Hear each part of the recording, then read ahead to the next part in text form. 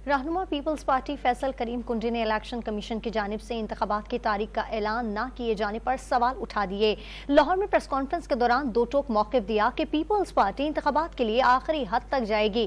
फैसल करीम कुंडी ने ये सवाल भी उठाया कि एक जमात कह रही है कि जनवरी फरवरी में इलेक्शन होंगे, क्या वो जमात इलेक्शन कमीशन की तर्जुमान है? इलेक्शन कमीशन इलेक्शन की तारीख देने में क्यों कतरा रही है? आप 90 दिन में भी इलेक्शन नहीं करा रहे, आप जो है 30 नवंबर तक भी नहीं करा रहे। एक जमात है जो कह रही है कि जनवरी और फरवरी में शायद इलेक्शन हो जाए, लेकिन वो आपके तर्जुमान नहीं है। इस मुल्क में इस वक्त जो इकोनॉमिकल इंस्टेबिलिटी है, पॉलिटिकल इंस्टेबिलिटी है, इसका वाहिद हल है कि फ्री एंड फेयर इलेक्शंस हों। इंशाल्लाह इलेक्शन के लिए जो है वो हम आखिरी हद तक जाएंगे जो भी है। हमने कभी बैसाखियों की तलाश नहीं की। कुछ लोगों को, कुछ पार्टियों को हमेशा बैसाखियों की तलाश होती है कि हम बैसाखियों के ज़रिए इक़्तिदार पे आएँ। माजी करीब में हमारा इतिहाद ख़त्म हुआ और इतनी जल्दी उनको नहीं करनी चाहिए हालात ख़राब करने में, वरना बात निकलेगी तो बहुत दूर तक जाएगी।